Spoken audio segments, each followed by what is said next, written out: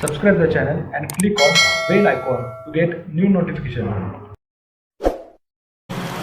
प्रेम करा, पण सांगायचंय काय, आज अर्धी तरुणाई बर्बाद झाली प्रेमामुळं. आणि पुन्हा गाण्याच्या मुद्द्यावर येतो. तरुणांच्या ओठावरील गीत सांगा.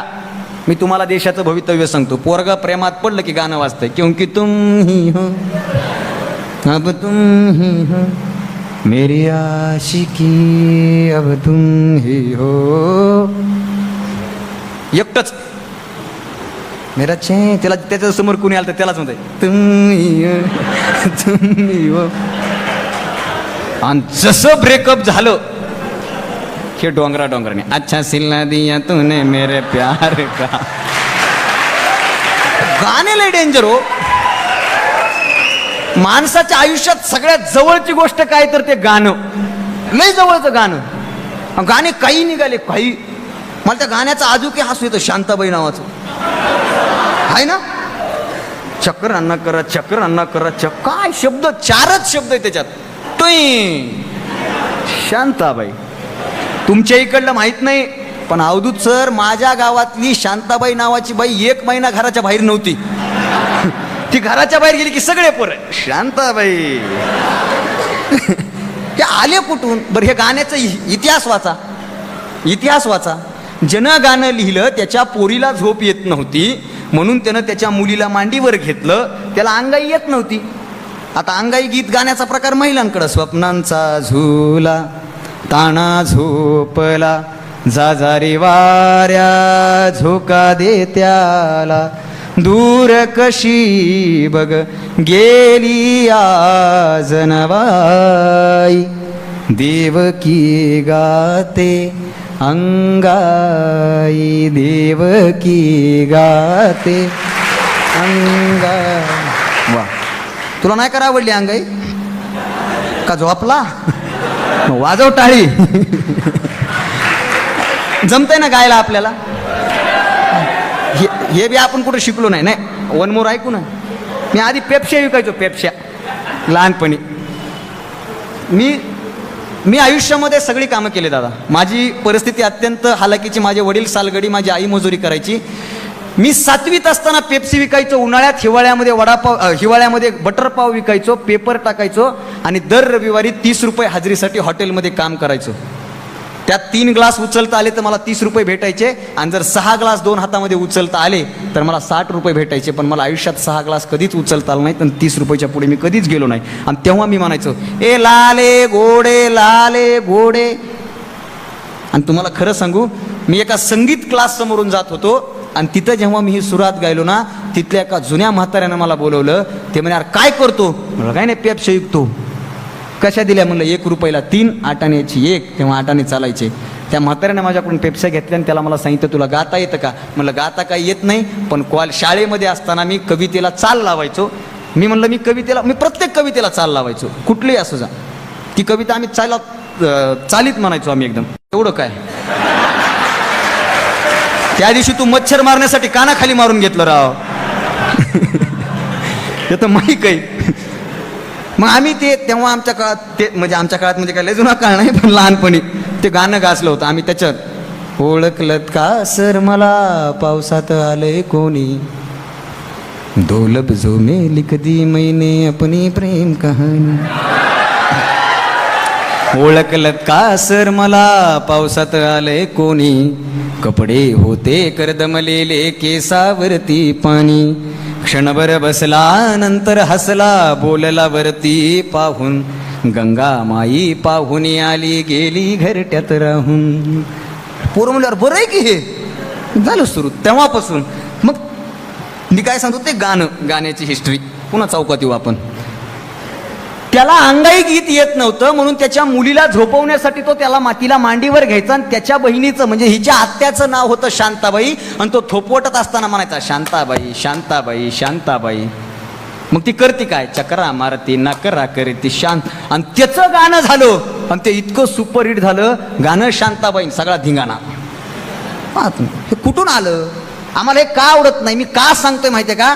मी पुन्हा माझ्या संत साहित्याकडे येतो. माझा तुम्हाला सगळ्यात मोठा आणि सगळ्यात महत्वाचा प्रश्न असा आहे, मला सांगा एक गाणं किती दिवस चालतं? एक गाणं 15 दिवस 20 दिवस महिनाभर बरं ते टिकत बी नाही ना. सलमान खान आवडतो असं सगळ्यांना भाईजान, नाही का? सलमान खानचा दबंग चित्रपट पाहिला का? दबंग मधलं ते गाणं मला लय आवडतं, तेरे मस्त मस्त दोने मेरे दिल. सगळ्याची चैन गेली निघून. मग सगळे माझ्या गल्लीतलं एक जण म्हणलं तेरे मस्त अरे बघ ना म्हणलं तिला चष्मा आहे, चष्मा काढला तर तिला तू दिसत नाही, तू काय सांगू राहिला मस्त मस्त दोन नाही. अवघड आहे तुझं. उगाच ऐकून काही बी ऐकून म्हणजे आपण हे ऐकून एकलंय करतो. एक गोष्ट सांगू का तुम्हाला, अवकातीत बोलायला शिका, अवकातीत प्रेम करायला शिका आणि अवकातीत वागायला शिका. ज्या दिवशी या गोष्टी शिकाल ते प्रेम करणारे तर लईच. सांग तुझ्यासाठी आकाशातील चंद्र आणू का तारे? तुझ्या बापाच्या मळ्यातला माल आहे का चंद्रन तारे आणाय निघाला तिकडे? तर अरे हिरीतलं पाणी व एक घागरी शेंदली तर तुला घाम लागतो, तू म्हणतो आकाशातील चंद्र आणू का तारे? सांग सांग काय करू? आमच्यावर गाण्याचा लय प्रभाव. ते गाणं होतं आमच्या नारायणदादा सांगत, ते गाणं होतं पा, तू धरती पे चाहे जहां भी रहेगी तुझे तेरी खुशबू से. अरे तू प्रेमी आहेस का कुत्र आहेस? विचार कर ना, तू ठरव काहीतरी ठरव, असं प्रॉपर ठरव काय ते एकदाच. वास घेणारा प्राणी कोण जगातला सगळ्यात? अहो जिथं पोलीस यंत्रणा थकती तेव्हा कुत्र्याला बोलावं लागतं. हे म्हणजे कुठेही राय कुठेही खुशबू से पहचान लूंगा. ते दुसरे गाणं होतं, सुबह से लेकर शाम तक, शाम से फिर सुबह तक, रात तक, रात से फिर सुबह तक मुझे प्यार करो. अरे काही इमर्जन्सी असतील ना भाऊ. 1 नंबर 2 नंबर काय असतं ना. हो विचार करा ना, आपण काय बोलतोय, काय व्यक्त काय होतोय. आता एक ते नवीन गाणं आलं सोनू निगमचं, तेरे शर्ट का मैं बटन बन जाऊ. दिलं धोब्याकडं, नेलं घाटावर, हे आपटी रहते ना बटन ना आलीत, हे इकडे ते तिकडे, काय उपयोग आहे? तेरे जुल्फों के साये में मैं सोना चाहता. और प्रेमी का ऊ काही तर ठरवा ना, एक ठरवा ना. नाही नाही एकदम असं म्हणजे मला सांगायचं काय, आपलं जेवढं आहे तेवढं. ते मध्यंतरी वाक्य आलं, तुमच्यासाठी काय पण आलं का? अर त्यानं तर कहरच केला. कोणालाही जोडलं ते, माझ्या राजाचं राज पण, काल पण, आज पण, उद्या पण. राजे तुमच्यासाठी काय पण, पट्टी दे ना. पगार झाली नाही कायचं काय पण. म्हणजे औरंगाबादमध्ये एकानं लिहिलं होतं, सर तुमच्यासाठी काय पण, ऑटोवर मागून ऑटोवर. मी म्हणलं भाई काय फेर तुमच्यासाठी काय पण. म्हणलं रेल्वे स्टेशनला सोड ना फुकट. आम्ही फक्त दिखाऊगिरी करतोय, दिखाऊगिरी. मी काय आहे, मी कसा आहे. नाही एकदम म्हणजे आमच्या राहत इंदोरी म्हणतात की दुनिया है इधर जाने का नहीं, बुलाती है इधर जाने का नहीं, और मेरे बेटे किसी से इश्क कर मगर हाथ से गुजर कर जाने का नहीं, मगर हाथ से गुजर. नाही प्रेम करा ना. वा प्रेम आता नाही करणार तर मग करणार कधी हो? केलं पाहिजे. प्रेम ही अशी आग आहे जी आतून लागते, ज्याच्यामुळे लागली त्यालाच पाणी मागते, नाही तर दुष्काळच. मग ते केलं पाहिजे पण व्यवस्थित, एकदम व्यवस्थित. आम्ही काय घेतोय याच्यावर प्रचंड महत्वाचं. हे गाणे आमच्याकडे आले, या गाण्यांनी आमच्यावर काय परिणाम केला? अहो जयंतीमध्ये आपण सगळे शिवभक्त आहेत ना, सगळे टोटल ओके. शिवजयंतीमध्ये शांताबाई, शिवाजी महाराज म्हणत असते काय झालं भाऊ हे जयंती मैन जल्लोष शांताबाईचा. मी एका जयंतीमध्ये बोललो होतो 19 फेब्रुवारीला की गाणं वाजवू नका. ते अध्यक्ष मला म्हणे तुमचं सगळं खरं आहे म्हणे, पण पवाड्यावर नाचताच येत नाही म्हणे. पवाड्यावर कसं नाचा म्हणे, ओम नमः श्री जगदंबे करुण प्रारंभे डपावर कसं नाचा म्हणे. तिथंच आपलं शांताबाई असलं की मस्त नाचायचं म्हणे. सांगायचंय काय मला, आपण काय ऐकतोय, काय पाहतोय, काय व्यक्त होतोय याच्यावर आपलं व्यक्तिमत्व घडत असतं. आणि आपलं व्यक्तिमत्व व्यवस्थित करायचं असेल तर सगळ्यात चांगल्या गोष्टी आपण आपल्याकडे घेतल्या पाहिजे. सामाजिक जाण आपल्याला असली पाहिजे. मी गाण्याकडे का आलो, माझा कीर्तनकार म्हणून उल्लेख झाला. बऱ्याच जणांना वाटतं ना आता हे सोडलं पाहिजे, केलं नाही पाहिजे, काय काय काय. आता दुसरा लागून मी तुम्हाला प्रश्न करतो, एक गाणं जर जास्तीत जास्त 15 दिवस चालत असेल तर माझा प्रश्न तुम्हाला असा आहे, मला सांगा वारकरी संप्रदायामध्ये 12व्या शतकामध्ये लिहिलेली पहिली ओळ आतापर्यंत बदलली का? नाही बदलली. आणि जोपर्यंत चंद्र सूर्य तारे तोपर्यंत ती कधीच बदलणार.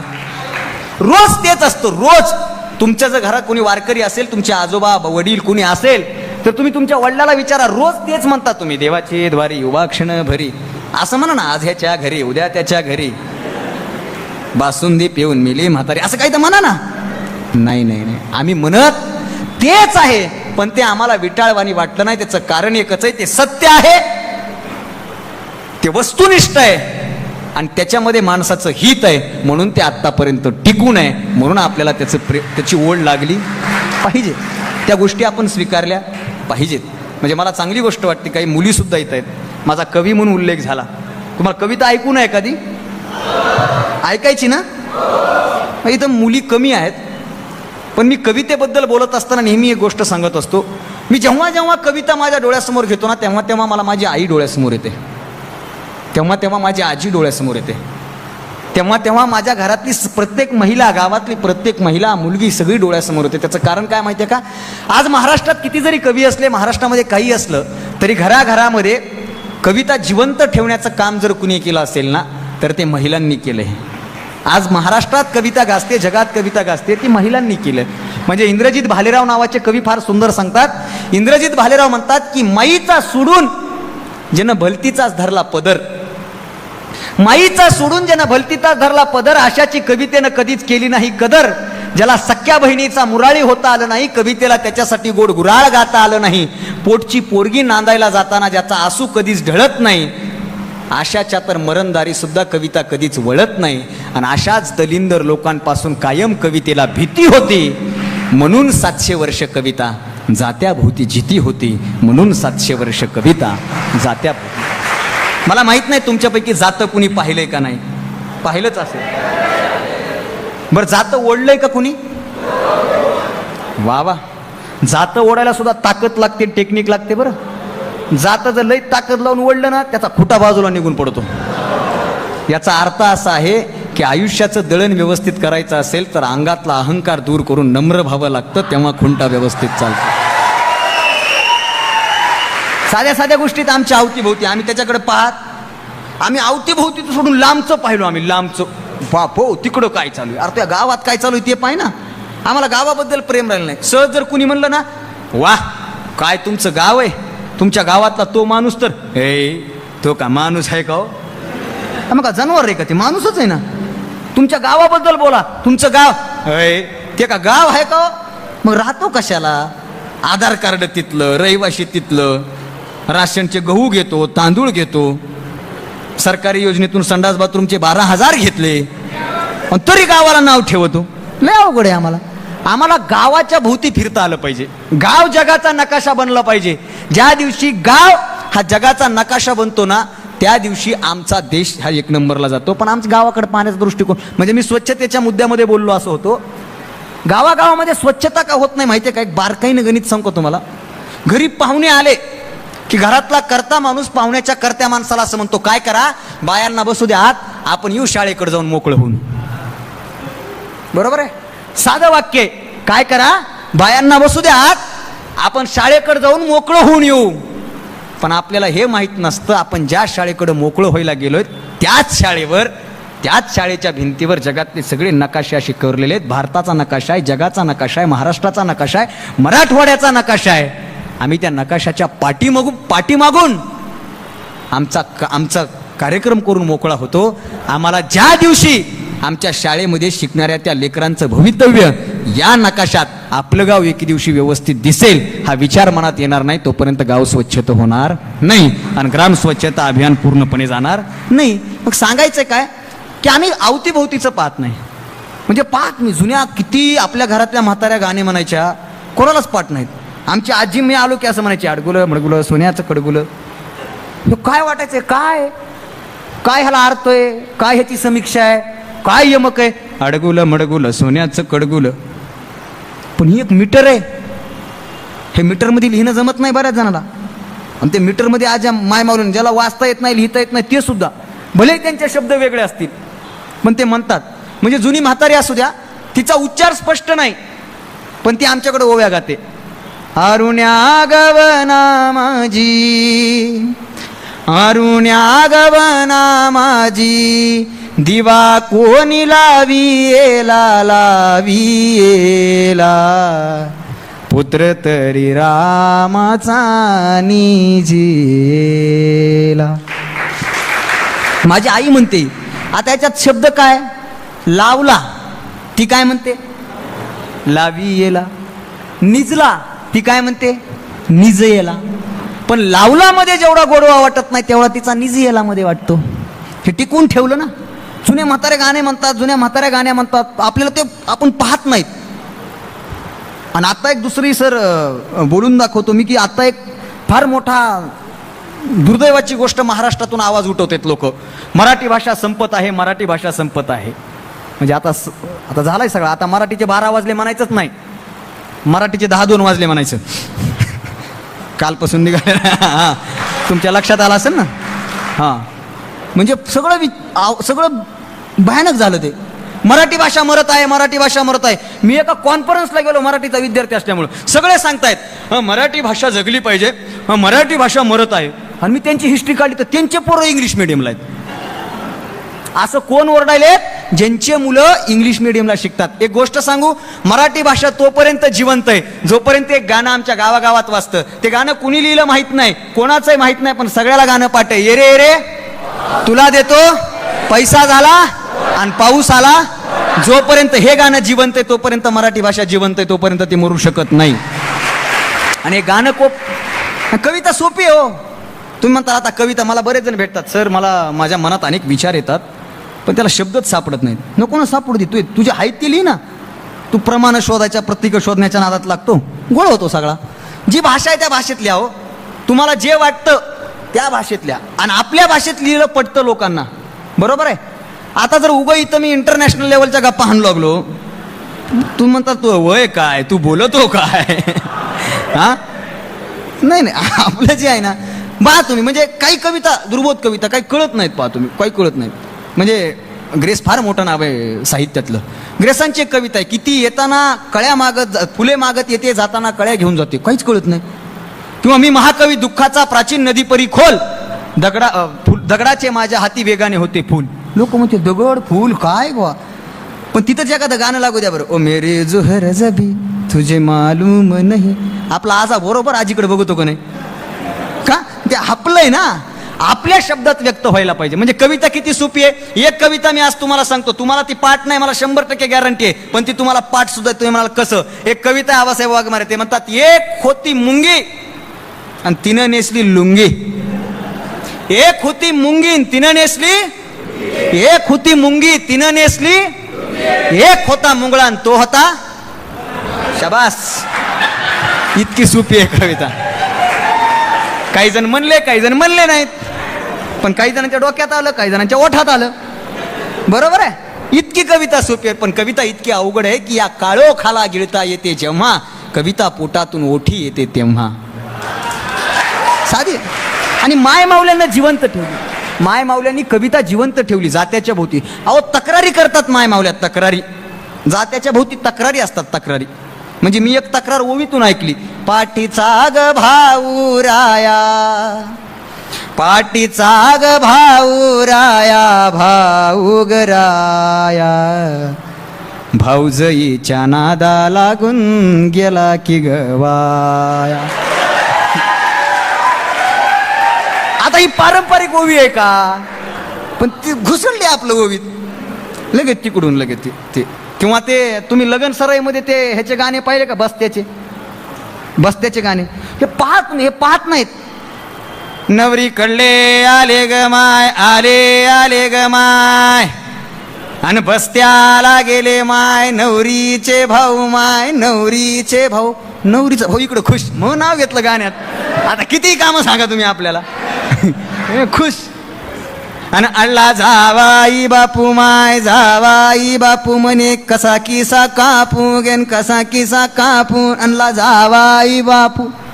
जावाई आडून बसतात ना, एवढा ड्रेस पाहिजे, ते गाण्यात झुपलं. आणि चुलत सासरा, सासरा कसा ग कासरा, पुजल्या माया आसरा. आता काय पण हाय, आपण हे ऐकत नाही, आपण इग्नोर मारतो, एकदम इग्नोर मारतो. त्याच्यामध्ये पहा, ते साहित्य आहे. ते खरं साहित्य ते आहे, आम्ही ते साहित्य सोडून जातो, दुसरीकडे जातो, आम्ही लांबलचं पाहतो.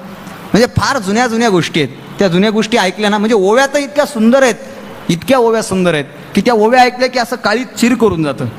म्हणजे मी आता साहित्याचा अभ्यास करतो म्हणून मला एक ती ओवी फार सुंदर आवडते. म्हणजे नारायणदादा वगैरे ते नेहमी म्हणत असतात ती ओवी. काही जण रामभक्त असतील इथं, रामभक्त, बरोबर आहे? हां, माझा प्रश्न असा आहे, मी आध्यात्मिक आहे तरी माझा एक प्रश्न आहे, राम श्रेष्ठ की सीता श्रेष्ठ? पटकन पटकन. राम श्रेष्ठ. राम श्रेष्ठच, पण रामापेक्षा एक पाऊल सीता श्रेष्ठ. तुम्ही म्हणाल कसं? त्याचं कारण असं आहे, याचा आत्ताच्या वर्तमान स्थितीशी संदर्भ लावायचा झाला ना तर अनादी अनंत काळापासून या देशामध्ये धाडशी कोण असेल ना तर ती स्त्री आहे. उगं तिला आता धाडशी, ते मी तर म्हणतो ना, हे महिलांना प्रशिक्षण वर्ग दिले जातात ना, त्यांना आधी हाणलं पाहिजे. तुम्ही म्हणताल का गरजच नाही, ती अगोदरच सक्षम आहे, पण तुम्ही तिला जास्त म्हणजे हे केलंय. म्हणजे तिला आपण काय केलंय, गप तुला काय कळत आहे, गप. मी आपल्या घरातलं उदाहरण पाहणं, तुम्ही एक हिंदी शायर फार सुंदर बोलतो सर. तो म्हणतो की बचपन में कहा लोगों ने तू कुछ नहीं जानती बैठ चुपचाप, जवानी में कहा लोगों ने नया खून है कुछ नहीं जानती बैठ चुपचाप, और बुढ़ापे में कहा लोगों ने अब जानकर भी क्या करेगी कुछ नहीं जानती बैठ चुपचाप. म्हणजे तिन्ही अवस्थेत आमच्या इथल्या महिलांना गप्प करण्याचं काम केलं, पण खरी ताकद त्यांच्याकडं. साधं लॉजिक सांगू का, आपण एका वेळेला हापशाहून किंवा हिरीहून एकच घागर पाणी नेऊ शकतो, एक खांद्यावर, जास्तीत जास्त एक हातात, अशी दोनच. महिलेनं जर चॅलेंज लावली नाही तर हांडा हांड्यावर हांडा, त्याच्यावर कळशीन, कमरत कळशी, इतकं साहित्य ती सहज उचलून नेऊ शकते. ही ताकद आहे तिच्यात. दुर्लक्षित करतो आम्ही, ते पाहतच नाही, कारण तिला आम्ही कमकुवत केलं ना. मी काय सांगतो, राम श्रेष्ठ का सीता श्रेष्ठ? राम श्रेष्ठ, पण रामापेक्षा एक पाऊल सीता श्रेष्ठ. कसं मित्रा तुला सांगतो, राम श्रेष्ठच, पण वनवास रामाला कसलाही विचार न करता बापानं त्याच्यासोबत लग्न लावलंय म्हणून एका मिनिटाचाही विचार न करता स्वतःला नसताना वनवास भोगायला तयार झाली ती सीता, म्हणून सीता श्रेष्ठ. याच्या पलीकडे जाऊन सांगू, वनवास भोगून परत आलेल्या सीतेला एका सामान्य माणसाच्या सांगण्यावरून रामानं अग्निपरीक्षेला पाठवलं. तेव्हा सांगतोय ना जा म्हणून, याच्यात तू सुखी आहेस ना, चल निघाले. दुसऱ्या क्षणाला अग्निपरीक्षेसाठी राज्य सोडून जाणारी सीता, म्हणून सीता श्रेष्ठ. एक फार जुनी एक सुंदर ओवी आहे, मला ती फार सुंदर आवडते ती ओवी. की सीता सांगती वनवास. ऐकलं का हो? राम श्रेष्ठ आहे, पण रामानं ऐकलं. सीता सांगती वनवास, राम ऐकून घेईना. भरल्या सभेच्या डोळ्यात आणि पाणी डोळ्यात येईना. सीता निघाली वनवासा, रथ येशीला खुटला. सीतेला घालवाया राम सभेचा उठला. सीतामाई वनवासी, तीन दगडाची केली उशी.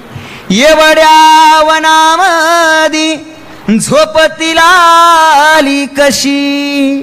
प्रश्न आहे ना, दगडाची उशी घेऊन तिला झोप कशी आली बाबा, हा प्रश्न पडतो. आणि हा पडला पाहिजे आपल्याला सगळ्यांना प्रश्न, की सीतामाई बाळा तिनं झाली गोसायाच्या मटी. चिचचा ग पाला वाटी, लवांकुशा देते घुटी. आणि इथं वाक्य मला फार आवडतं. एवढा वनवास सीते सारख्या नारीला, बाळा दिसाची ओली बाळा तिनं दोन बाळू ते नदीला. राम ग म्हणू राम, राम नाही तोलायाचा. हिरकणी सीतामाई, राम हलक्या दिलाचा, राम हलक्या दिलाचा. या ओव्या पहा, या ओव्या ऐका, या ओव्यामध्ये सर्व काही लपलंय.